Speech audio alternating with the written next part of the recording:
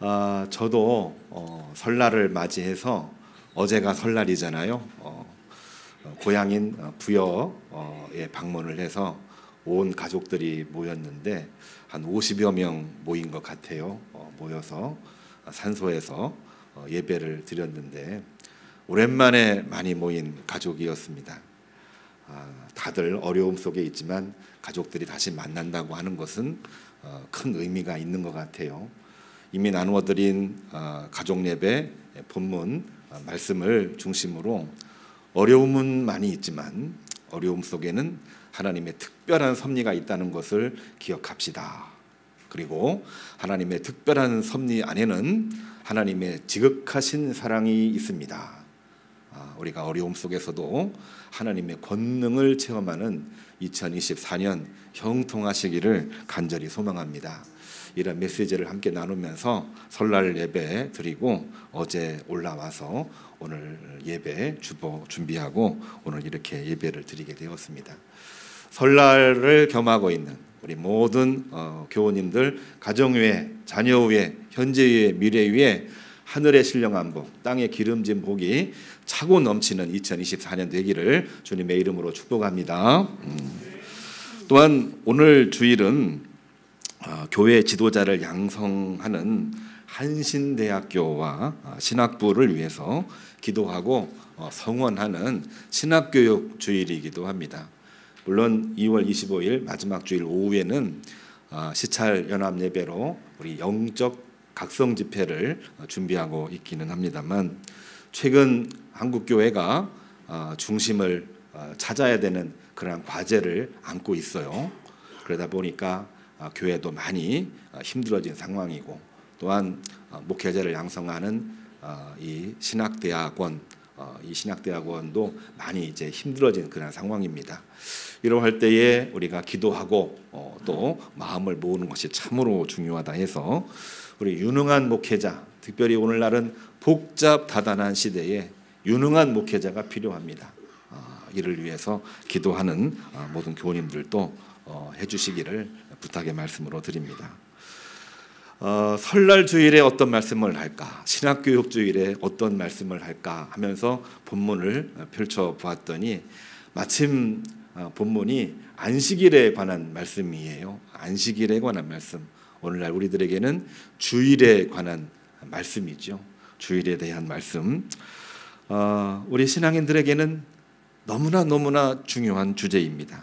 구원의 문제고 영생의 문제이기 때문에 이것을 잘 이해하면은 구원이 있고 영생이 있고 형통함이 있지만 이거를 잘못 이해하면은 생명력을 잃어서 우리 믿음의 어떤 은혜를 경험하지 못하는 그런 상황이 될 수도 있습니다. 우리가 이 안식일에 관한 법을 이야기할 때에 항상 이야기하는 것이 십계명이지 않습니까? 하나님에 대한 계명을 1계명부터 4계명, 인간에 대한 계명을 5계명부터 10계명 이렇게 보통 분류를 하고 있습니다.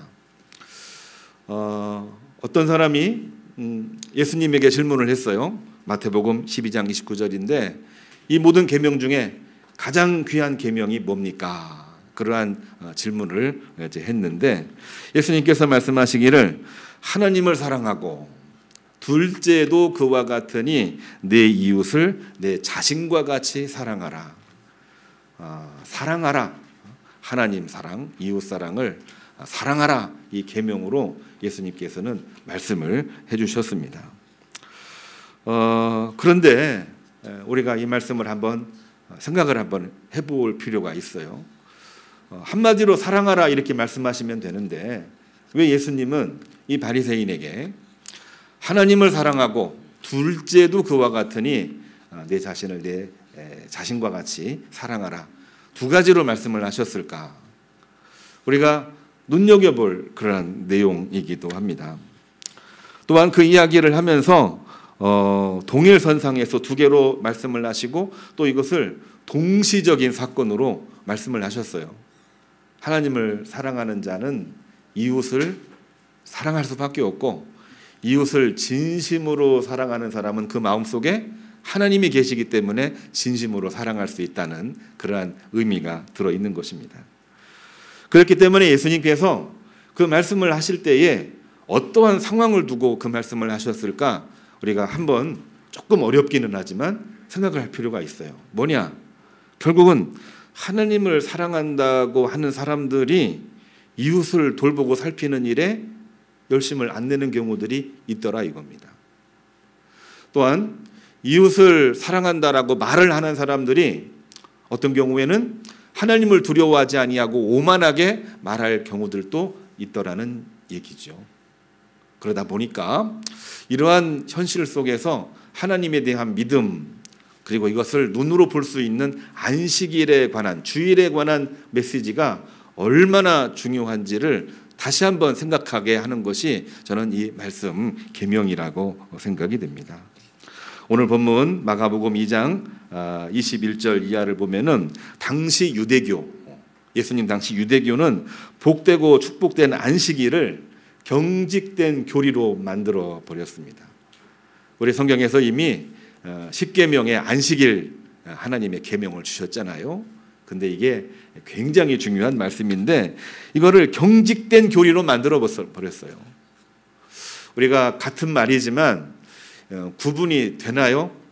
아무리 우리가 힘들어도 주일 예배 드리고 승리합시다 이런 말과 조금 이제 내용은 같지만 좀 다르게 들리는 경우가 있습니다.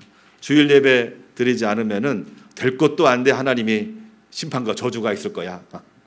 그리고 예배 제대로 안 드리는 사람은 앞으로 교회 나올 필요도 없어. 뭐 이런 표현을 뭐 이렇게 다 내놓고 하진 않지만 속에 우리들 마음속에 존재하고 있거든요. 어떻게든 주일 예배 잘 드려서 은혜 받고 권능을 얻고 지혜를 얻어서 자녀, 가정, 사업, 직장 모든 일이 형통하기를 바라는 마음으로 안식일을 생각하는 분들이 있는 반면에 이 안식일을 제대로 지키지 못한다 해서 심판, 정죄, 차별하는 그런 경우들이 있습니다. 우리들은 어디에 더 가까운 그러한 모습들인가요? 당시 유대교인들은 첫 번째보다는 두 번째에 가까웠습니다. 그래서 안식일법을 중심으로 해서 자기들이 가지고 있는 기득권, 특권, 그것을 얼마나 많이 강조했는지 몰라요. 기득권, 특권이 항상 이야기 나오면 어떤 문제냐면 거기에 들어오지 못하고 있는 이방인들, 율법을 잘 모르는 사람들, 그리고 예수님을, 하나님을 모르는 사람들은 심판 정죄하는 일에 앞장을 서게 됩니다. 그러니까 그 하나님의 놀라운 복을 혼자 독식하려고 하는 기득권, 특권이 유대교를 망치게 만들었던 원인이 되어버린 것이죠. 그렇기 때문에 예수님께서는 그들을 책망하시면서 사람이 안식일을 위해 있는 것이 아니라 안식일이 사람을 위해 있는 것이다, 분명하게 말씀을 해주셨습니다. 우리가 주일을 지키는 것도 주님을 위해서 이 자리에 나왔다고 생각이 되지만 사실은 주님은 여러분들을 위해서 주님께서 부르시고 초청하신 것임을 우리는 반드시 기억을 해야만 되겠습니다. 왜냐하면 이 주일, 이 안식일은 그 주인이 하나님이시기 때문에 그렇습니다. 안식일의 주인이 바리새인 유대인들이 아닙니다. 안식일의 주인이 목회자도 아니고 여기 모인 성도들도 아닙니다. 안식일 주일의 주인은 여호와 하나님, 주님이십니다. 그렇게 말씀을 하시면서 안식일에 병 고치는 의료 행위를 어떻게 볼 것인가? 바로 안식일에 경직된 사고로는 고치면 안 되는 겁니다. 노동이라고 생각을 하기 때문에. 그렇지만 예수님은 생명을 살리는 일이고 하나님을 위한 것이고 사람을 살리는 일이기 때문에 안식일이 사람을 위해서 있는 것이다 라고 말씀을 하시면서 손이 오그라든 사람을 고쳐주시는 그러한 내용이 오늘 말씀에 기록되어져 있는 것입니다. 우리가 이 안식일에 관한 내용을 사실은 몇 번 다룬 적이 있습니다. 어떤 분들이 그럽니다. 네 번째 계명이잖아요. 네 번째 계명이기 때문에 이 계명은 하나님에 관한 계명이라기보다는 사람에 관한 계명이라기보다는 하나님에 관한 계명이 아닙니까? 1계명부터 4계명까지는 하나님에 관한 것이니까. 그렇게 질문하기도 합니다. 그 말을 들을 때에 한편으로 이해가 되기도 해요. 왜냐하면은 예수님도 하나님을 사랑하고 이웃 사랑을 얘기했을 때 마치 1계명부터 4계명까지는 하나님 사랑, 5계명부터 10계명까지는 이웃 사랑, 이제 그렇게 우리가 이해할 때가 많기 때문에 그렇습니다. 그렇지만 우리가 성경을 한 번만 더 생각을 해보고 한 번만 더 들여다보고 찾아보기만 하면 성경 어디에도 제4계명 안식일의 계명이 하나님께만 드린다, 이러한 내용은 존재하지 않습니다.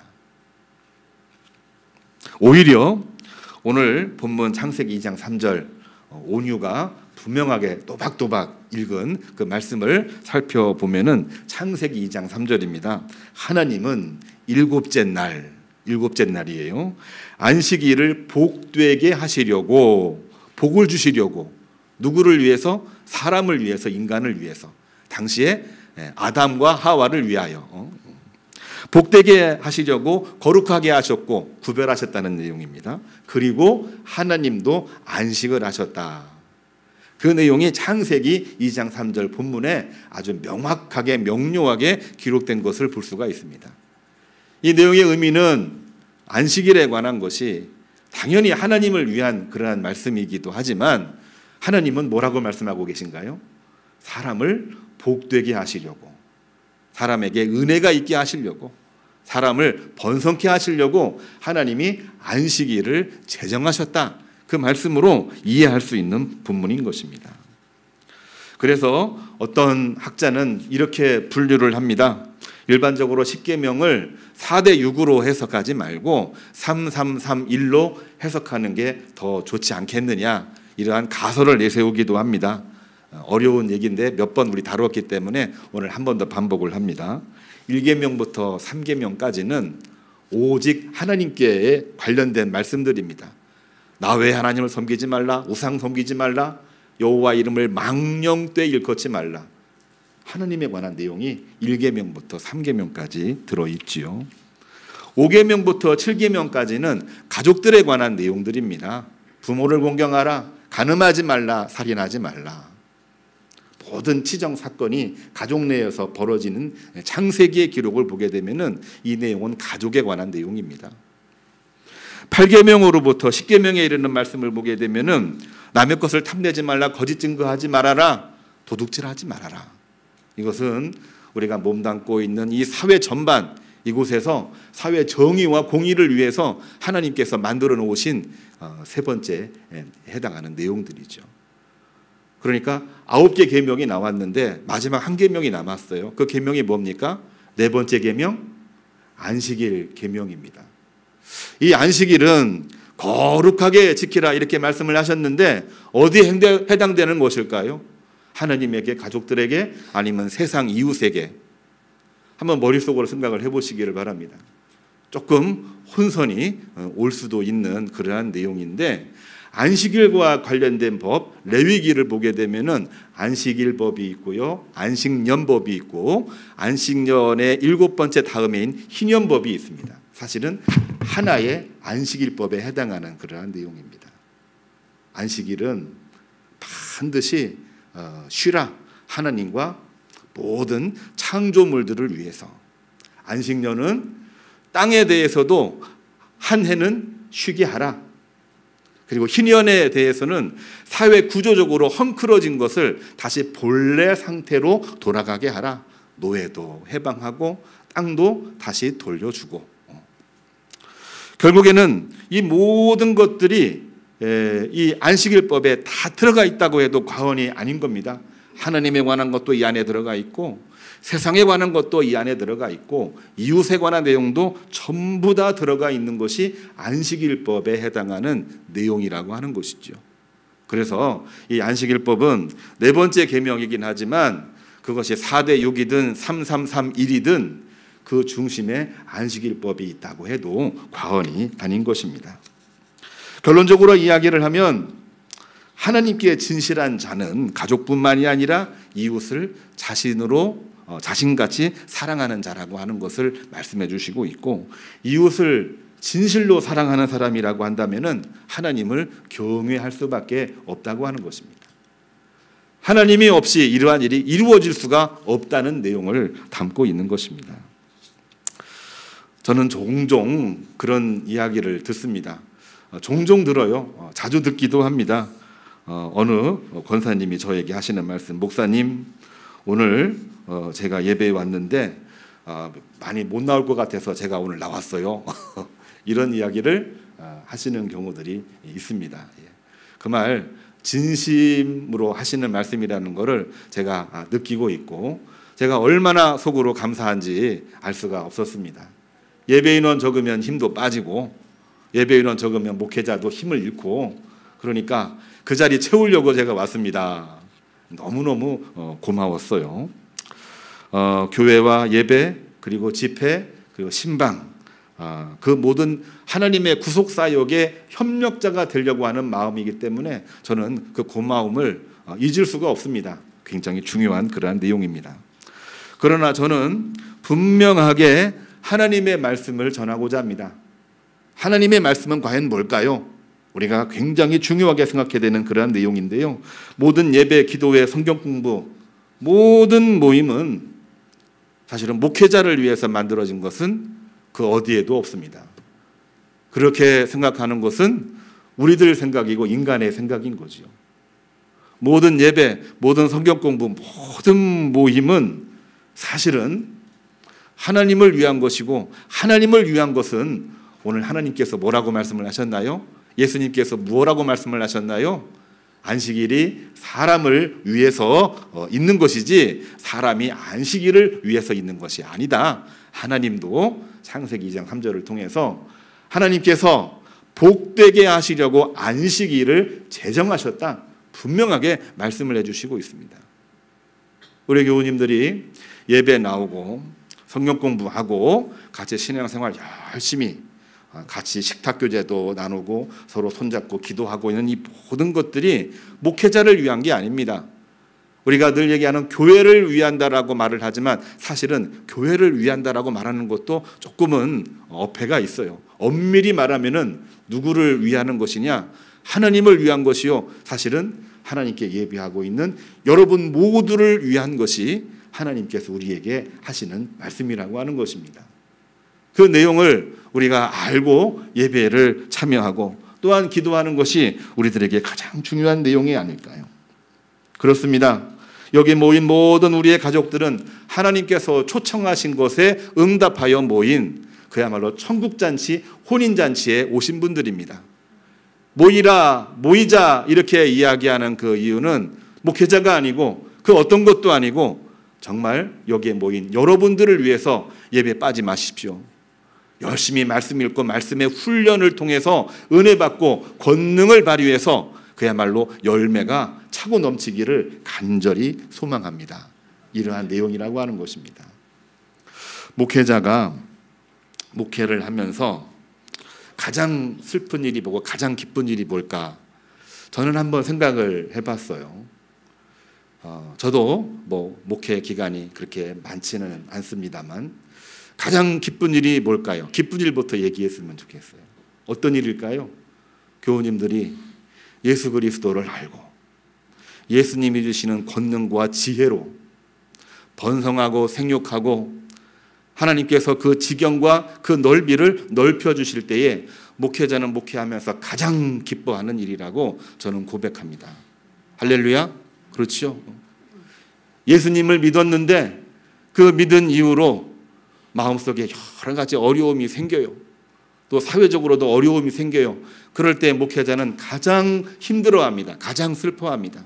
마치 예수님께서 병든 자, 아픈 자, 또 신음하고 있는 자를 보시면서 긍휼히 여기시고 나사로가 죽음을 당했을 때는 예수님이 친히 눈물을 흘리시면서 무덤으로 찾아갔던 그때의 심정과 똑같은 심정이라고 저는 생각을 합니다. 목회자가 원하는 것이 자리 채우는 것으로 우리가 단순하게 생각할 것이 아닙니다. 몇 명이 있다고 할지라도 그 안에서 하나님의 은혜를 입고 그가 번성 생육하여 은혜를 누리고 있는 것이 가장 기뻐하는 일이고, 정말 한 명이 있다고 할지라도 그 한 명이 상처 있는 것이라고 한다면 가장 슬픈 일이 아닐 수가 없는 것입니다. 저는 이 이야기를 제 고백으로만 끝내지 않습니다. 누가복음 23장 28절을 보면은 십자가를 지신 예수님을 보고 슬퍼하는 여인들에게 주님께서 하시는 말씀을 오늘 꼭 기억을 했으면 좋겠어요. 십자가를 지시니까 예수님께서 고통스럽게 십자가를 지고 골고다 언덕으로 올라가시잖아요. 예루살렘의 모든 여인들이 나와서 눈물을 흘리면서 슬퍼하는 모습을 예수님이 바라보게 됩니다. 예수님은 그 여인들에게 이렇게 말하고 있습니다. 예루살렘의 딸들아, 나를 위하여 울지 말고 너희와 너희 자녀 위에 울라. 이렇게 말씀을 하고 계신 것입니다. 우리는 정말 어떤 마음을 가지고 예배를 드리고 있습니까? 하나님 앞에 나아가 하나님이 영광 받으실 그러한 마음으로 예배를 드리고 있는데, 하나님은 우리를 복되게 하시려고 말씀을 주셨고, 십자가를 지고 계시는 예수님도 나를 위해서 울지 말고 너와 너희 자신을 위해서 울라, 이러한 말씀을 하고 계신 거, 우리는 말씀을 통해서 결코 잊어서는 안 되는 아주 중요한 부분임을 우리는 기억을 해야만 되겠습니다. 이 말씀은 뭡니까? 하나님은 우리의 생명을 살리시는 분임을 명료하고 분명하게 단호하게 말씀을 해주신 그러한 내용입니다. 제가 설교를 할 때마다 항상 강조하는 내용이 있는데, 어떤 교우님들은 좀 부담스러워 하시더라고요. 아무리 바빠도 주일 빠지면 안 됩니다. 아무리 힘들어도 주님께 봉헌하는 것을 빠뜨리면 안 됩니다. 굉장히 중요한 부분, 저도 많이 강조를 해왔던 그러한 내용인데, 오늘은 그러한 멘트를 하지 않겠습니다.